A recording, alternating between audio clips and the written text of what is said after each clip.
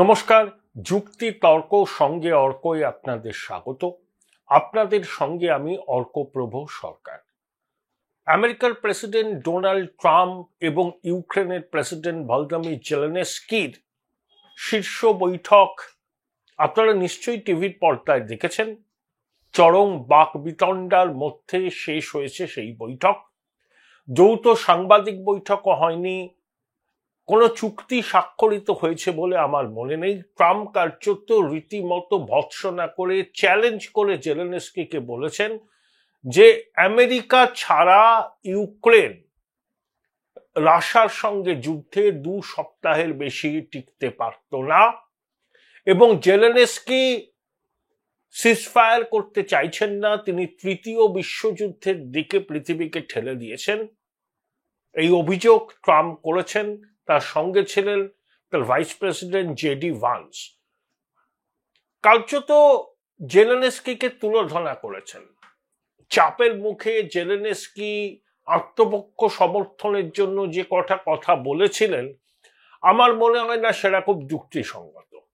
যাই হোক, কারণ দুনিয়া জোড়া প্রত্যাশা তৈরি হয়েছিল জেলেনস্কি ট্রাম্পের বৈঠক, রাশিয়া ইউক্রেন যুদ্ধের সমাপ্তি, ইউক্রেনের রেয়ার আর্থ মিনারেল যেগুলো আছে সেগুলো আমেরিকা সেখান থেকে উত্তোলন করে নিজেদের বাণিজ্যিক স্বার্থে ব্যবহার করবে। $300 বিলিয়ন আমেরিকা নাকি ইতিমধ্যেই ইউক্রেনকে যুদ্ধের জন্য দিয়েছে। এবার সেই টাকা তারা চাইছে, ওইভাবে তো টাকা নেবে না। রেয়ার আর্থ মেটাল যেগুলো আছে সেগুলো ইউক্রেন থেকে এক্সট্রাকশন করে আমেরিকা নেবে। তার জন্য প্রয়োজনে আরো কিছু বিনিয়োগ করতেও আমেরিকা রাজি। আমরা আশা করেছিলাম যে একটা সমাধান সূত্র বেরোবে, কিন্তু ট্রাম্প জেলেনস্কির শীর্ষ বৈঠকের পর কোনো সমাধান সূত্র বেরোয়নি। এবার আসি আমাদের পড়োশী বাংলাদেশে। বাংলাদেশে নতুন রাজনৈতিক দল আত্মপ্রকাশ করেছে, জাতীয় নাগরিক পার্টি। এদের আদর্শ হচ্ছে অরবিন্দ কেজরিওয়াল এবং আম আদমি পার্টি। সেই জন্য নতুন রাজনৈতিক দলে কোনো সভাপতি, সাধারণ সম্পাদকের পদ রাখা হয়নি। নাহিদ ইসলাম হচ্ছে আহ্বায়ক, তিনি এই পার্টির প্রথম কর্তা। দেখুন, প্রথমে কোটা বিরোধী আন্দোলন, তারপরে বৈষম্য বিরোধী আন্দোলন, তারপরে শেখ হাসিনার পতন, তারপরে জাতীয় নাগরিক সমিতি, তারপরে জাতীয় নাগরিক পার্টি। এইটা হচ্ছে পথ চলা।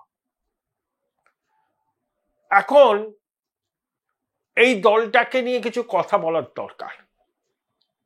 প্রথম কথা, এই দলে যারা আছে তারা অধিকাংশ ছাত্র। নাহিদ ইসলামের বয়স মাত্র 26, ঢাকা বিশ্ববিদ্যালয়ের সোশিওলজি বিভাগের ছাত্র। একটা সমীক্ষা আমি দেখছিলাম, পৃথিবীর 800টা প্রথম সারির বিশ্ববিদ্যালয়ের মধ্যে একটাও বাংলাদেশের নেই। অর্থাৎ বাংলাদেশে লেখাপড়ার মান কোথায় গিয়ে পৌঁছেছে এটা আপনারা সহজেই বুঝতে পারছেন।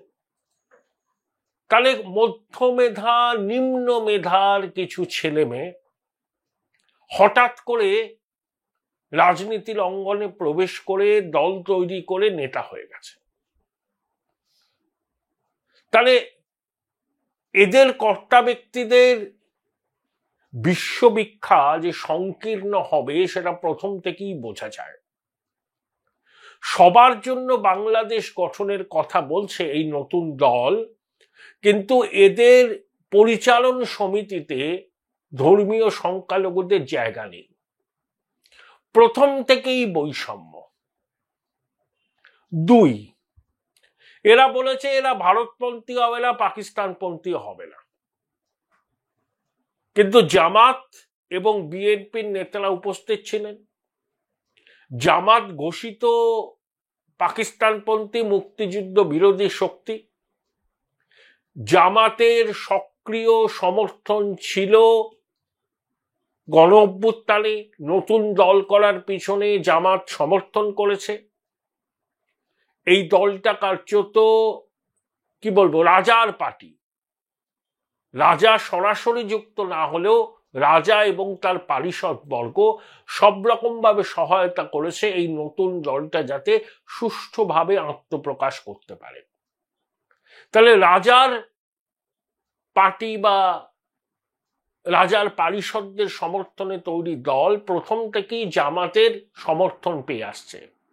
তাই যতই তারা বলুক আমরা ভারতপন্থীও নই, পাকিস্তানপন্থীও নই, আসলে এরা ঘোরতরভাবে পাকিস্তানপন্থী দল। যত ভালো ভালো কথা এরা বলুন না কেন, এরা কিন্তু র্যাডিক্যাল ইসলামের ধারক ও বাহক। যত দিন যাবে বিষয়টা পরিষ্কার হবে। ছাত্ররা নতুন রাজনৈতিক দল তৈরি করতেই পারে, কিন্তু রাজনৈতিক দল তৈরি করার আগেই তারা যেভাবে তোলাবাজিতে যুক্ত হয়েছে, তাহলে একটা দল তৈরি হলে তারা কি পরিমাণ তোলাবাজি করবে এটাই বলছেন বাংলাদেশের মানুষ। ঢাকা রূপায়ণ টাওয়ার্সে, যেখানে বৈষম্য বিরোধী ছাত্রদের অফিস, অত্যন্ত অভিজাত এলাকা, অত্যন্ত প্লাস অফিস, এই অফিস চালাবার খরচ তাদেরকে কে দিচ্ছে? কিভাবে তারা রূপায়ণ টাওয়ার্সে এরকম একটা ঝাঁ চকচকে অফিস দখল করলো? এই যে সমন্বয়করা যে সমস্ত গাড়ি ব্যবহার করেন, কোত্থেকে তারা পাচ্ছেন গাড়ি? কালকে মানিক মিয়া অ্যাভিনিউতে যে সমাবেশ হয়েছে, ছাত্ররা দাবি করেছিল 2 লক্ষ লোক আসবে। ধরুন মেরে কেটে, আমি বলছি মেরে কেটে, আমি যা খবরাখবর পেয়েছি 70 থেকে 80,000 লোক এসেছিল, কিন্তু সারা বাংলাদেশ থেকে এসেছিল। তাহলে সারা বাংলাদেশ থেকে লোককে আনতে গেলে খরচা লাগে, পরিবহন খরচ, খাওয়ার খরচ, হাত খরচা সব দিতে হয়। মঞ্চ বাদ দিয়ে অন্যান্য পরিকাঠামো করতে খরচা লাগে। এই টাকা ছাত্ররা কোথায় পেলেন? কে তাদের টাকা দিল? এই প্রশ্নগুলো সব জায়গায় উঠছে। তাহলে কি সেই অপশক্তি, কালো শক্তি টাকা দিয়েছে? যে $29 মিলিয়ন আমেরিকার ডিপ স্টেট দিয়েছিল শেখ হাসিনার রেজিমকে চেঞ্জ করার জন্য, অনেকদিন ধরে দিয়েছিল, সেই টাকা থেকেই কি ছাত্রদের নতুন রাজনৈতিক দলের পথ চলা শুরু হলো? টাকার উৎস কি এদের? এটা সব থেকে বড় প্রশ্ন। কারণ দেখুন, বাংলাদেশের একটা রাজনৈতিক দল হলো, তাদের টাকার উৎস সম্পর্কে জানতে চাওয়ার আগ্রহ কেন? আমার প্রশ্ন করতেই পারে। আমার মনে হয় এই প্রশ্নের উত্তরটা দিয়ে দেওয়া ভালো। Join Indian Institute of Hotel Management now. Right choice, right decision. কারণ আমেরিকার ডিপ স্টেট ভারতবর্ষে $21 মিলিয়ন খরচ করেছিল ভোটার টার্নআউটকে ইনক্রিজ করতে। সেই ডিপ স্টেট বাংলাদেশে $29 মিলিয়ন খরচ করেছিল স্ট্রেংথেনিং দ্য পলিটিক্যাল ল্যান্ডস্কেপ। একটা অখ্যাত সংস্থা, যাতে 2 জন মাত্র কর্মচারী, তাদেরকে টাকা দেওয়া হয়েছিল। অর্থাৎ এই ধরনের কুলগোত্রহীন সংস্থাকেই বেছে নেওয়া হয় ষড়যন্ত্র করার মাধ্যম হিসাবে। আমেরিকার ডিপ স্টেট সেটাই করেছিল। তাহলে $29 মিলিয়ন বাংলাদেশের টাকায় 300-350 কোটি টাকার একটু বেশি। সেই টাকা বিভিন্ন পাঠচক্র সংগঠিত করতে খরচ হয়েছে, লোককে গণ অভ্যুত্থানের সময় মোবিলাইজ করতে খরচ হয়েছে, এবং সেই টাকা থেকেই এই রাজনৈতিক দলটা তৈরি হয়েছে। এরা কিন্তু ক্রাউড ফান্ডিং করে নিজেদের তহবিল ভরায়নি, এরকম কোনো ঘোষণাও তারা করেনি, আমার কাছে খবরও নেই। ইউনূস সরকারের সমর্থন আছে। ইউনূসকে নোবেল শান্তিজয়ী অর্থনীতিবিদ, ও অর্থনীতির জন্য শান্তি পুরস্কার পায়নি, ওকে পুরস্কারটা পাইয়ে দিয়েছিল লবি। ইউনূস একজন আন্তর্জাতিক খ্যাতিসম্পন্ন বাটপার। পৃথিবীর বহু দেশ ইউনূসকে এইভাবেই চিহ্নিত করে। এই সুদখোর বৃদ্ধ শুধু নিজের গ্রামীণ ব্যাংক, গ্রামীণ টেলিফোন, নিজের পারিষদবর্গ, আমচা চামচা বেলচা, তাদের স্বার্থ রক্ষা ছাড়া কিছুই করেনি। যে বাংলাদেশ আর্থিক সংকটে পড়েছে, সেখানে বাংলাদেশের 18 কোটি মানুষের উপর ইউনূস ভ্যাট চাপালো, কিন্তু নিজের গ্রামীণ ব্যাংকে 2029 পর্যন্ত করমুক্ত করলো। ইউনূসের কাছ থেকে ব্যক্তিগতভাবে 550 কোটি টাকার মতো কর পেত বাংলাদেশ সরকার। সেই কর ইউনূস কিন্তু মুকুব করে দিয়েছে। অর্থাৎ নিজের প্রতিষ্ঠান, নিজের ব্যক্তি স্বার্থটা সুরক্ষিত করে বাংলাদেশের মানুষের উপর করের বোঝা চাপিয়েছে। আর এই ইউনূসই হচ্ছে নাটের গুরু, এই আসল master mind. Yunus master mind বলেছেন মাহফুজকে। মাহফুজ হিজবুত তাহরিরের সঙ্গে যুক্ত ছিল কি ছিল না এই সম্পর্কে কোনো ক্ল্যারিফিকেশন ইউনূস দিচ্ছে না।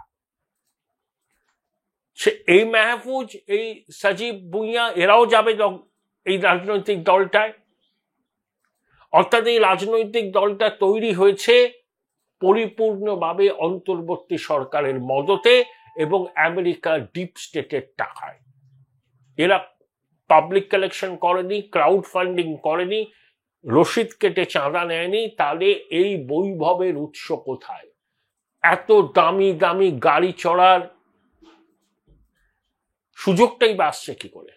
কিভাবে ঝাঁ চকচকে অফিস স্পেস তৈরি হচ্ছে? কিভাবে 70-80 হাজার লোককে ঢাকায় নিয়ে আসা হলো বাংলাদেশের সব প্রান্ত থেকে? খরচ কত হলো? হিসাব তো দেবে। দেখুন, আম আদমি পার্টি ইন্ডিয়া এগেন্স্ট করাপশনের মঞ্চ থেকে আন্না হাজারের সহযোগী হিসাবে কেজরিওয়ালের উত্থান, সেই কেজরিওয়ালের কি করুণ পরিণতি হয়েছে। নিজেই শীর্ষ মহলে থাকতো, মদ কেলেঙ্কারি করে রাজকোষে প্রচুর টাকার ক্ষতি করিয়েছে।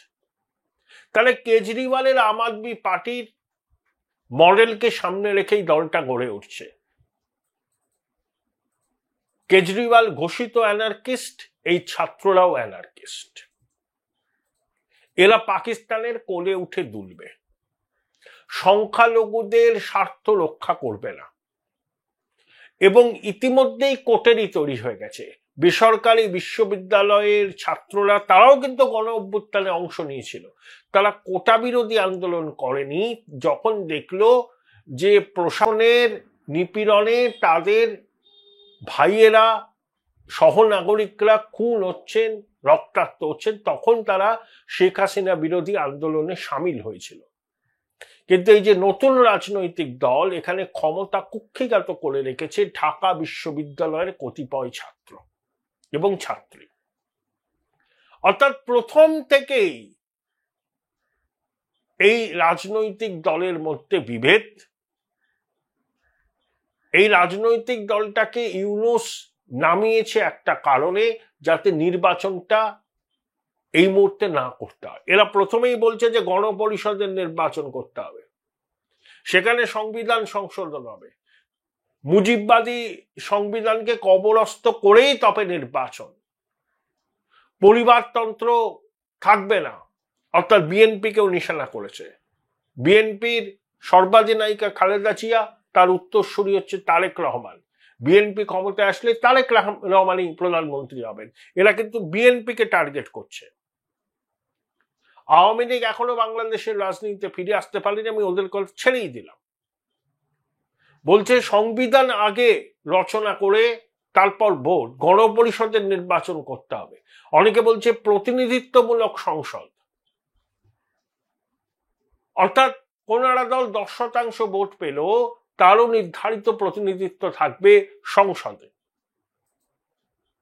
আগে কি হতো যে ফার্স্ট পাস্ট দ্য পোস্টে যে বেশি সংখ্যায় আসন পেত সেই সরকার করত, কিন্তু কে কত শতাংশ ভোট পেয়েছে তার উপর নির্ভর করে যদি সংসদে প্রতিনিধিত্ব ঠিক করতে হয়, তাহলে বিএনপির ক্ষমতা দখলের স্বপ্ন পূরণ কিন্তু সহজে সফল হবে না। ইউনূস এই জন্যই এই দলটাকে মাঠে নামিয়েছে, যাতে জলটাকেও ঘোলা করতে পারে, টালবাহানা করতে পারে। বাংলাদেশে নতুন করে অশান্তি হবে এই নতুন রাজনৈতিক দলটা আত্মপ্রকাশ করায়। অনেকেই নতুন রাজনৈতিক দলে গুরুত্ব পায়নি বলে ক্ষোভে ফুঁসছেন, তারাও পাল্টা রাজনৈতিক দল তৈরি করবে। পলিটিক্যাল স্পেস দখল করার জন্য লড়াই হবে।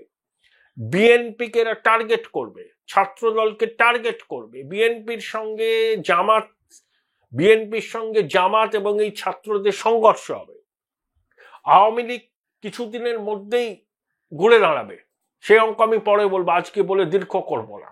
আওয়ামী লীগকে বাদ দিয়ে কোনো নির্বাচন হবে না। সেনাপ্রধানও বলেছেন, আন্তর্জাতিক মহলও বলেছেন, সেনাপ্রধান অন্তর্ভুক্তিমূলক নির্বাচনের কথা বলেছেন। তাহলে নতুন রাজনৈতিক দল ঘোষিতভাবে বলছে তারা যে আমরা ভারতপন্থী নই, পাকিস্তানপন্থীও নয়। এরা ভারতপন্থী নয় তো আমরা জানি, এরা ভারত বিরোধী অপশক্তির ঔরসজাত একটি রাজনৈতিক দল। এদের কাজকর্ম সম্পর্কে আমাদের নজর রাখতে হবে, কারণ বাংলাদেশে চলমান অরাজকতা জঙ্গি জেহাদিদের কাছে খুব সুবিধাজনক একটা অবস্থা তৈরি করেছে। প্রচুর প্রাণঘাতী অস্ত্র এদের হাতে। সব জঙ্গি জেহাদিরা ফাঁসির সাজাপ্রাপ্ত আসামিরা পালিয়ে গেছে, তাদেরকে ধরা যায়নি। আইএসআই এর তৎপরতা বাড়ছে। ঢাকায় পাকিস্তানি দূতাবাস অত্যন্ত সক্রিয়। হাইকমিশনার কখনো রাজশাহী বিশ্ববিদ্যালয়ে যাচ্ছেন, কখনো কক্সবাজার যাচ্ছেন, কখনো রংপুরে যাচ্ছেন। চট্টগ্রাম বিশ্ববিদ্যালয়ে উর্দু বিভাগ খোলার চেষ্টা করছেন। এইরকম একটা পরিস্থিতিতে ছাত্রদের এই দল, যেই দল সৃষ্টির পিছনে অন্তর্বর্তী সরকার, ডিপ স্টেট, আইএসআই, জঙ্গি জিহাদি মানসিকতার লোকজন, তাহলে এই দল তো বলেই দিয়েছে তারা ভারতপন্থী নয়, পাকিস্তানপন্থী নয়। পাকিস্তানপন্থী নয় বলতে হয়। আবার জামাতের লোকেরা মঞ্চ আলো করেছিল, মানে অতিথি হিসাবে, নতুন রাজনৈতিক দলের আত্মপ্রকাশে। এই দল পাকিস্তানপন্থী, র্যাডিক্যাল ইসলামপন্থী, এরা তালিবানের মিনি সংস্করণ। আপাতত অনেক বড় বড় কথা এরা বলছে, নতুন বাংলাদেশ, বৈষম্য বিরোধী বাংলাদেশ। আসল কথা হচ্ছে এরা বাংলাদেশকে দ্বিতীয় আফগানিস্তানে পরিণত করতে চায়। সেই এলিমেন্টগুলো এখানে আছে। মাদ্রাসার ছাত্ররা খুব প্যারোকিয়াল আন্ডারস্ট্যান্ডিং, খুব মধ্য নিম্ন মেধার ছেলেমেয়েরাই রাজনৈতিক দলটার সঙ্গে যুক্ত। পরিসংখ্যান বলছে, আমি এই প্রতিবেদন শুরুই করেছিলাম, যে পৃথিবীর ধরে রাখুন 1000 খানেক বিশ্ববিদ্যালয়ের মধ্যে বাংলাদেশের একটা প্রতিষ্ঠানও নেই। তাহলে সেই সব কলেজ বিশ্ববিদ্যালয় থেকে কোন ধরনের ছাত্রছাত্রী বেরোয় আপনারা সহজেই বুঝতে পারছেন। তাই আমরা নজর রাখছি সাউথ ব্লক, নর্থ ব্লক, আমাদের যা যা অ্যাপারেটাস আছে সবটাই বাংলাদেশের উপর আমরা নজর রাখছি। বাংলাদেশের মানুষ এই নতুন দলকে গ্রহণ করবেন না বর্জন করবেন, না আস্থা কুড়ে ছুঁড়ে ফেলে দেবেন, না পদ্মায় ভাসিয়ে দেবেন, সেটা তারা ঠিক করবেন। আমাদের একটাই কনসার্ন, বাংলাদেশের মাটিতে আমরা কোনো জঙ্গি কার্যকলাপ, ভারত বিরোধী কার্যকলাপ বরদাস্ত করব না। যে কেউ এই কার্যকলাপে মদত দিক না কেন, পরিণতির জন্য তৈরি থাকুন। এবং পাকিস্তানের মিলিটারি এস্টাবলিশমেন্ট, গোয়েন্দা এস্টাবলিশমেন্ট যদি বাংলাদেশকে ব্যবহার করে ভারতকে রক্তাক্ত করতে চায়, সমুচিত জবাব দেওয়ার জন্য আমরা তৈরি। আমাদের ধারণা নতুন এই রাজনৈতিক দলটা আসলে বাংলাদেশে যে চলমান অস্থিরতা, সেই চলমান অস্থিরতাকে একটু বাড়তি অক্সিজেন যোগাবে, তাছাড়া আর কিছুই নয়।